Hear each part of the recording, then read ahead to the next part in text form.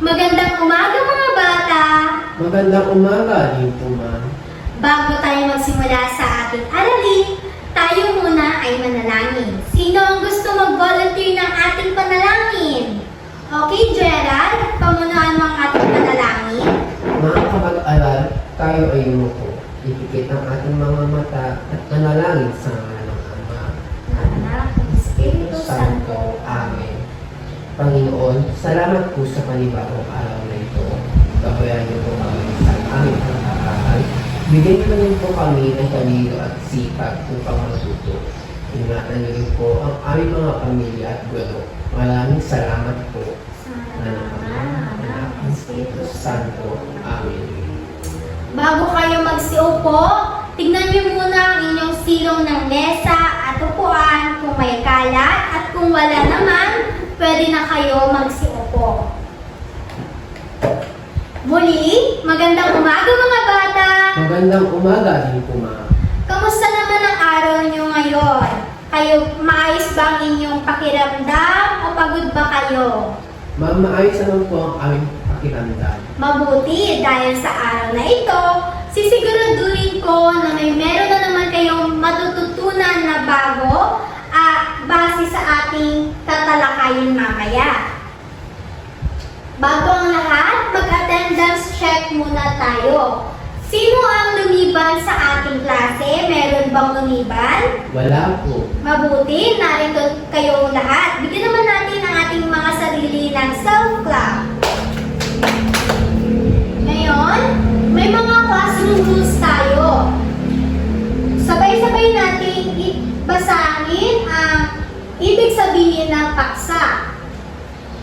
Pay attention when the teacher is talking. A. Always be kind and respectful. K. Keep your things organized. S.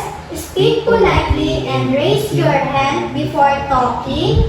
A. Always do your best and follow direction. Ano na ulit yung S? Sabay-sabay natin basahin. Speak politely and raise your hand before talking. So bago kayo magsagot o may mga katanungan kayo, itaas lamang ang inyong mga kamay at huwag kayong makikipagdaldal sa inyong katabi. Ngayon, bago tayo magsimula sa ating pangunahing aralin, magbalik-aral muna tayo sa pamamagitan ng picture-picture. Sabay-sabay natin basahin ang panuto, mga bata. Suriin mabuti ang mga larawan at sabihin kung anong uri ng serbisyong pagpubliko ang ipinakikita. So sa unang larawan, anong napapansin ninyo? Ano ang nakikita nyo? Okay, Gerald? Isa po siyang guro. Tama, isa siyang guro. Sa pangalawang larawan naman, Isa po okay, siyang pulis. pulis. Sa pangatlo, Doktor po. doktor. Sa pang-apat, Tagalinis po. tagalinis sa janitor. Tama. Ngayon, base sa aking pinakitang mga larawan, may mga gabay na tanong ito.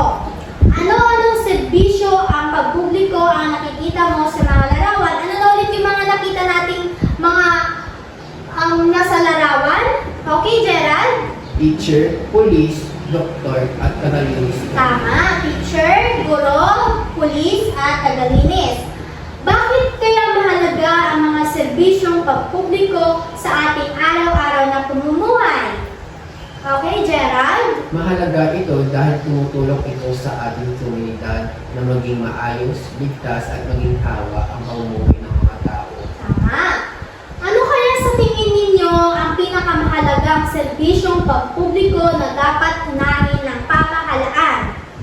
Okay, Gerald? Lahat ng serbisyo ay mahalaga pero dapat unahin ang kalusugan, edukasyon at seguridad dahil ito ang pangunahing pangailangan ng mamamayan. Tama. Mukhang ready na kayo sa ating panibagong aralin.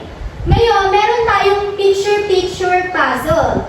So, meron akong ibibigay sa inyong mga larawan na dapat ninyong buuin para masagot ninyo ang tamang sagot. So, para sa group 1, ito naman para sa group 2. Bibigyan ko kayo ng mga 5 minuto para buuin yan.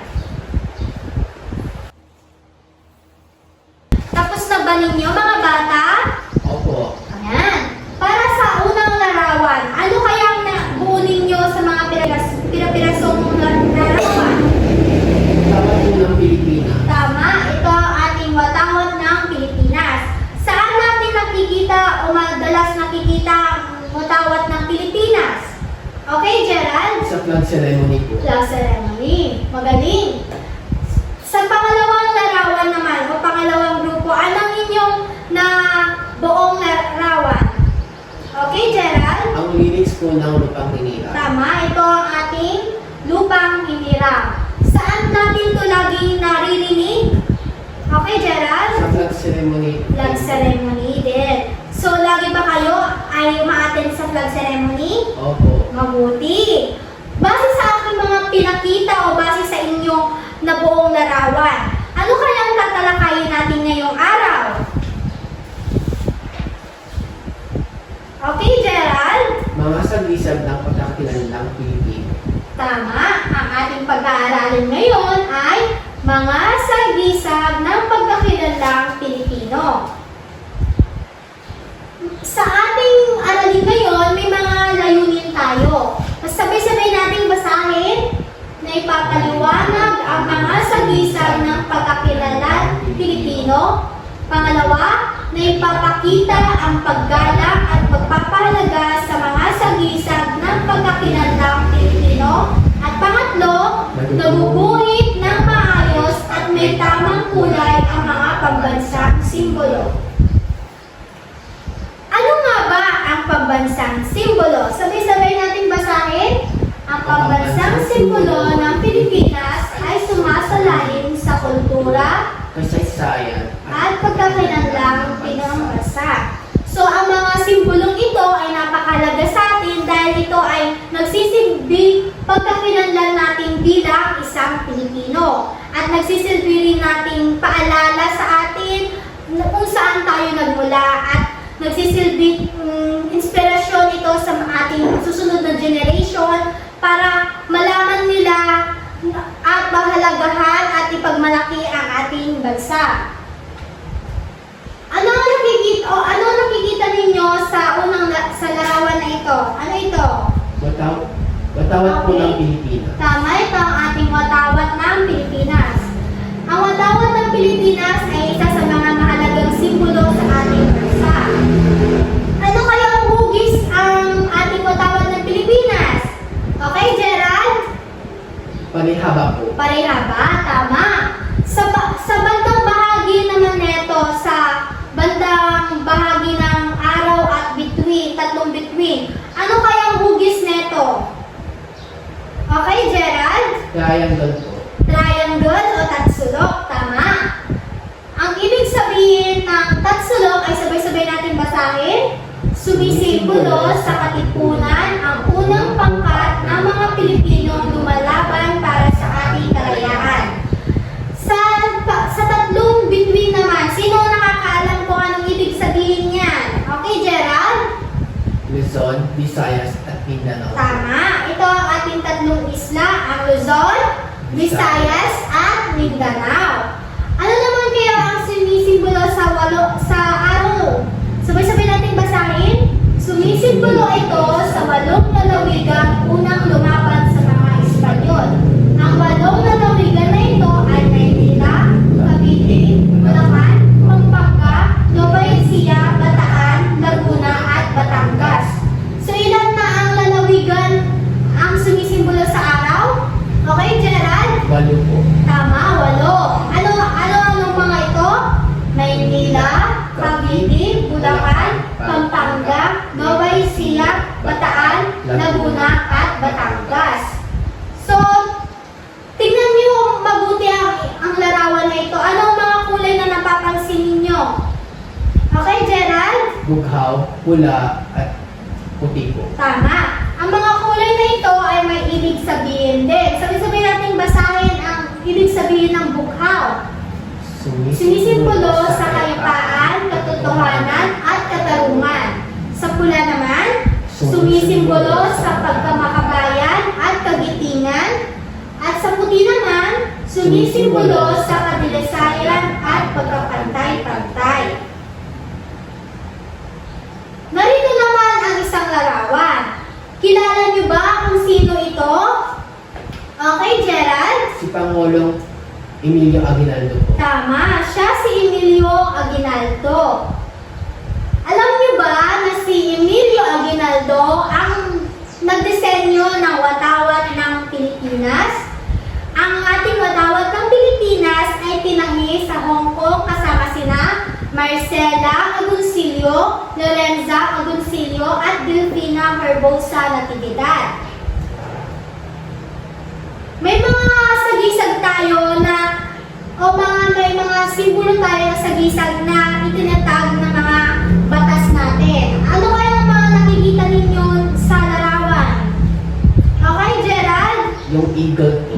Eagle? Ano pa? Ano pa yung mga nakikita niyo sa mga larawan dyan? Yung sampagita po. Sampagita? Ano pa? Yun lang ba?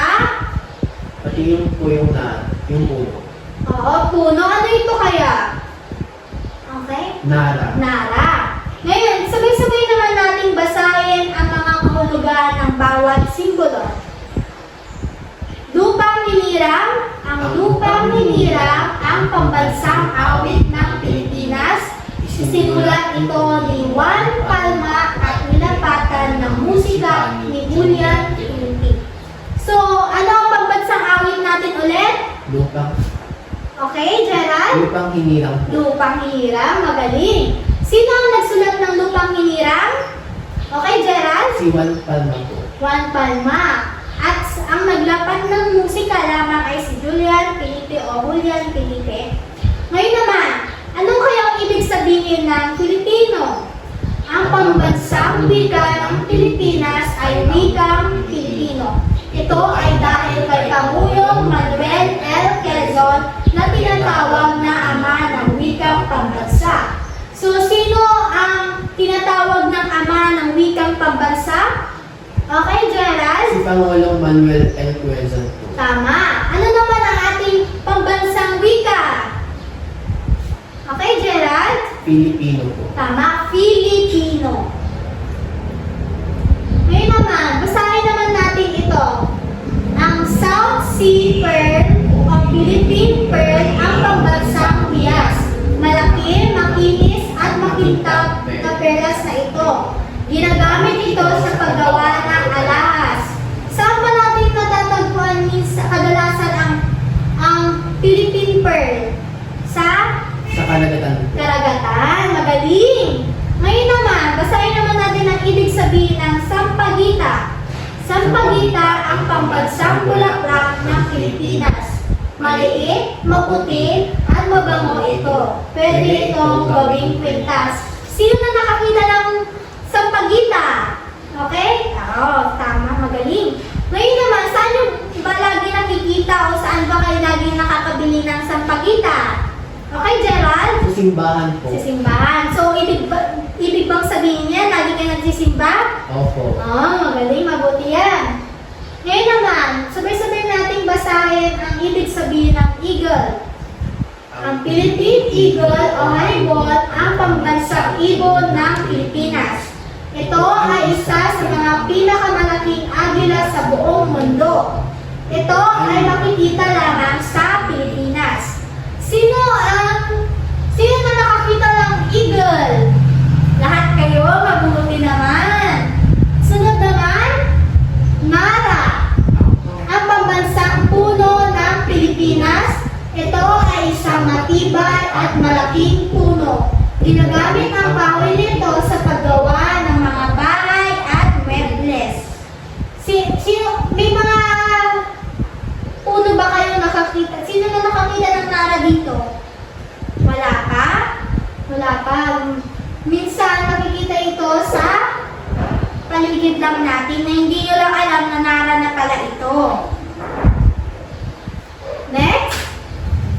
Arnis ang pambansang sport ng Pilipinas. Karaniwang gawa sa ratan ang batmat na ginagamit sa arnis. Sino mahilig mag-arnis dito? Ay, wala. Dapat aralin nyo din yan. Maganda din aralin yan. Ngayon naman, national motto. Sabay-sabay natin basahin ang kahulugan ng national motto. Naglalarawan ng pangunahing katangian ng mga Pilipino. Pagpapahalaga sa pananampalataya, paggayang sa karapatan, pagiging makatao, pangangalaga sa kalikasan, at pagmamahal sa bayan.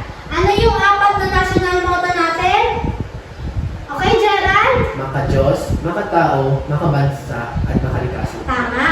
Ang ating national motto ay maka-Diyos, makatao, makakalikasan, at makabansa.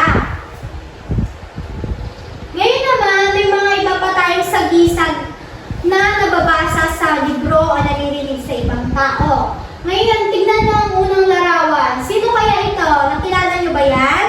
Okay, Gerald? Si Dr. Jose Rizal po. Tama, si Dr. Jose Rizal ang ating pambansang bayani. Ang next naman, ano ito? Kay Gerald? Mangga po. Mangga. Sino ang may favorite na mangga dito? Ayan, kumakain sila lagi ng mangga. Ang mangga, ang pambansang prutas. At ang kalabaw naman ay Pambansang. pambansang hayop. Tama. Sino ang may alagang kalabaw sa mga kanyang bahay? O sino namang nakakita? Ika, kayo. Nakasakay na ba kayo dyan? Hindi pa ba? Yan.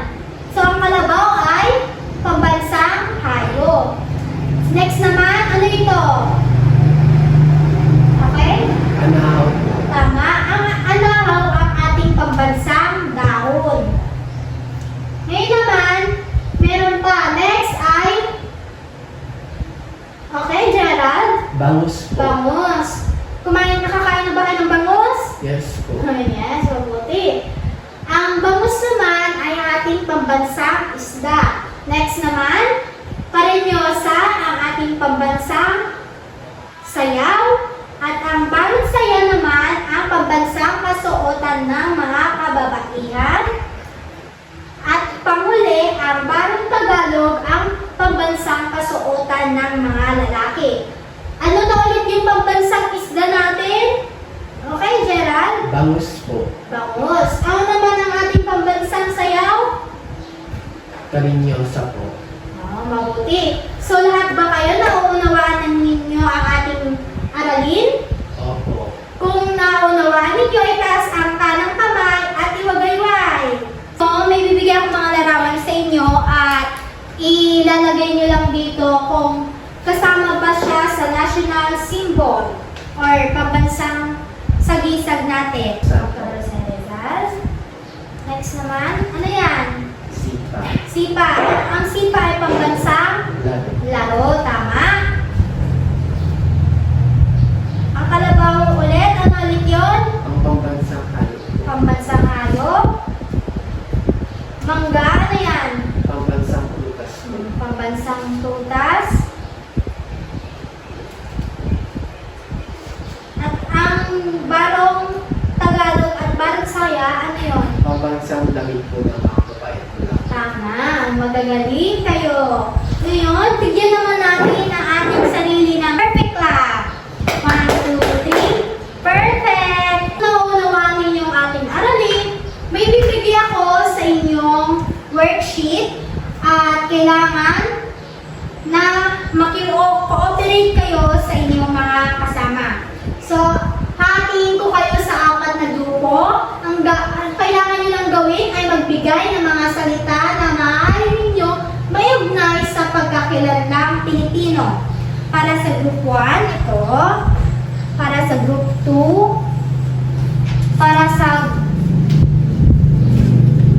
group 2. Para sa group 3. At para sa group 4. Yan. Bibigyan ko lamang kayo ng 5 minuto para sagutin yan. Pagkatapos, pumunta sa harap at ibahagi ninyo sa inyong kaklase ang inyong mga kasagutan. Tapos na ba ninyo, mga bata? Opo. Okay, pumili kayo ng isang grupo o ka-group ninyo para mag-share ng inyong kasagutan. Okay, Gerald? Pwede ko po sa sagisag ng pagkakilala ng Pilipino ay Filipino, Sampaguita, Pearl, at Almis, at yung mangga po. Tama. Bigyan naman natin ang inyong mga sarili ng perfect lab. 1, 2, 3. Perfect! Naman, sagutin ilabas ang inyong araling panlipunan notebook, isulat kung fact, kung tama, at bluff naman kung mali ang pahayag. Para sa number 1, maliit, maputi, at mabango ang gumamela na sumasalalim sa kagandahang loob ng Pilipino. Fact or bluff? Okay, Gerald? Bluff po. Bluff. Bakit bluff? Ano ang tamang sagot dyan? Kasi po, gumamela po yung nakalagay dapat po sampagita. Tama. Dapat sampagita kasi ang sampagita ang pambansang Gerald? Bulaklak. Tama. Ngayon naman para sa pangalawa, kilala sa pagiging matinik at madalas ay kulay pilak ang tilapia na kinikilala bilang pambansang isda. Fact or bluff? Okay, Gerald? Bluff po. Bakit bluff? Kasi po tilapia dapat po bangus. Tama. Mali, kasi tilapia na kasulat dito, dapat ay bangus. Kasi ang pambansang isda natin ay Bangus po. bangus. Magaling. Para sa pangatlo naman, kinikilala ang Pilipinas bilang perlas ng sinalangan, kaya hindi nakakapagtaka na perlas ang ating pambansang hiyas. Fact or bluff? Okay na. Fact po. Tama, fact. Ang ating pambansang hiyas ay Perlas ng silangan. tama. Ito naman, para sa pang-apat, kalabaw ang pambansang hayop ng Pilipinas dahil ito ay sagisag ng sipag at tiyaga. Fact or bluff? Okay, Gerald? Fact po. Fact. Bakit fact? Kasi po, ang pambansang hayop po talaga is kalabaw. Tama, ang ating pambansang hayop ay kalabaw. Para sa panghuli, number 5, Tagalog ang pambansang wika ng Pilipinas. Fact or bluff? Okay, Gerald? Bluff po. Bakit bluff? Kasi po dapat Pilipino. Tama, dapat Filipino. Kasi ang ating pambansang wika ay Pilipino. Filipino. Magaling. Lahat naman kayo ay naintindihan ng ating aralin. Kaya bigyan na ulit natin ang ating sarili na perfect clap. 1, 2, 3. Perfect. Isa pa. 1, 2, 3. Perfect. Ayan. Ngayon, magpatuloy tayo sa inyong mga gawain. Hatiin ko kayo sa 3 grupo base sa inyong paraan ng pagkatuto. Para sa unang pangkat, gumuhit ng sumusunod na pambansang simbolo ng Pilipinas. Kalabaw, mangga, at sampagita. Pwede rin kayong magdagdag ng mga design. Para naman sa pangalawang pangkat, kulayan ang naangkop na kulay ang larawan ng watawat ng Pilipinas na nasa ibaba. So, bibigyan ko kayo ulit ng pagkukulayan ninyo para sa group 2. Ayan. Tapos, para naman sa pangatlong pangkat, ipapakita nyo ito sa pamamagitan ng maikling pagsasadula. Ibig sabihin, mag-acting kayo sa harap. Now, ito ang sitwasyon. Nahuli kayo sa klase at habang papasok kayo sa silid-aralan, narinig ninyong tumutugtog ang lupang hinirang. Ano ang dapat ninyong gawin? Ito lamang ulit kayo ng 3 minuto para mag-share ng inyong ideas sa inyong mga kaklase at pagkatapos, punta kayo sa harap at ibahagi ulit ang inyong mga kasagutan. Ipas na pala ang inyong word webbing kanina.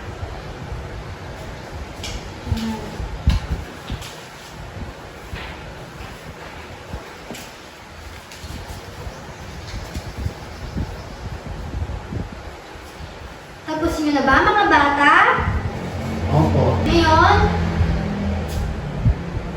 may mga katanungan ba kayo? Wala po.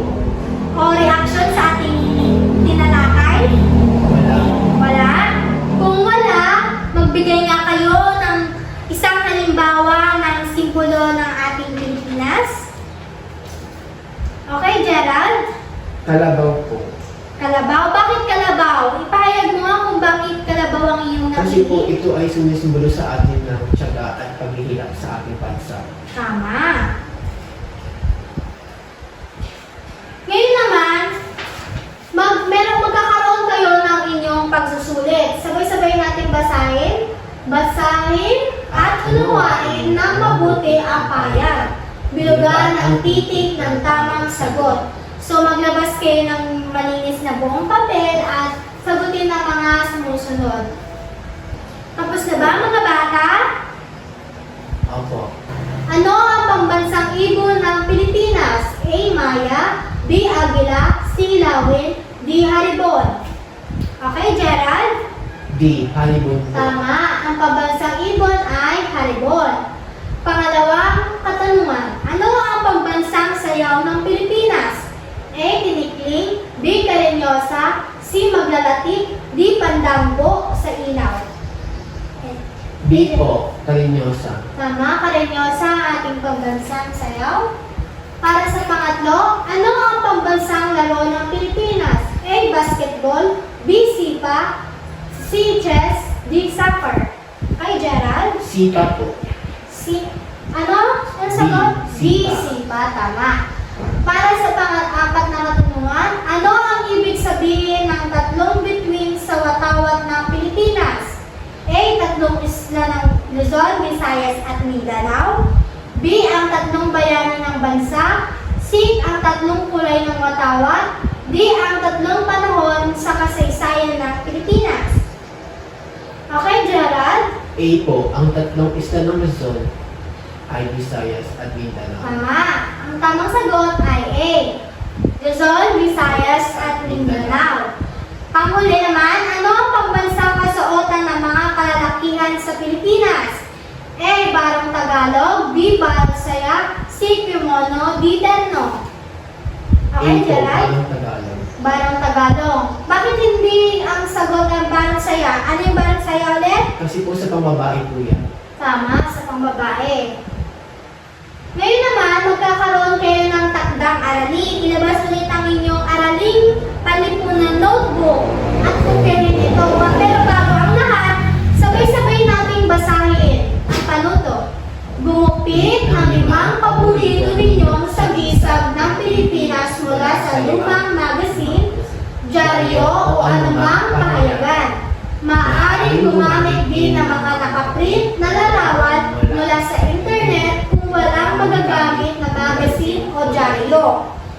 Idikit ito sa isang malinis na papel at isulat sa ilalim ang bawat larawan kung ano ito at ipaliwanag kung bakit ninyo ito pinili. So narito ang inyong rubrics para sa inyong gabay sa paggagawa ng inyong takdang aralin. Pero bago ang lahat, kupihin nyo muna ito. Bibigyan ko kayo ulit ng oras para kupihin niya.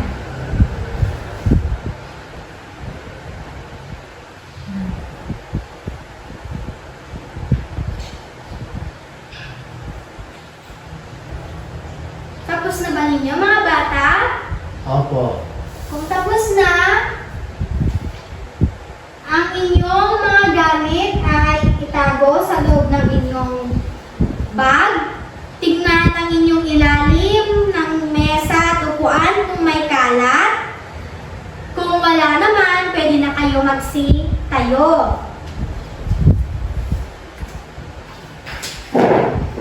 Tago niyo muna yung mga gamit ninyo. Ayusin niyo yung mga mesa ninyo.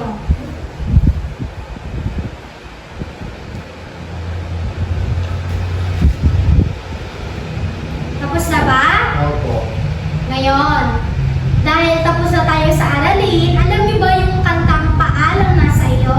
Hindi pa po. Okay, ganito lang yon. Sabayan niyo lang ako, okay? Para makauwi na kayo. Ganito lang yon. Maghanda-handa, tayo'y uuwi na. Bukas na muli, tayo magkikita. Paalam na sa'yo. Paalam na sa'yo. Paalam na sa'yo. Paalam na sa'yo. Maganda-handa, tayo'y uuwi na. Bukas na muli, tayo magkikita. Paalam na sa'yo. Paalam na sa'yo. Paalam na sa'yo.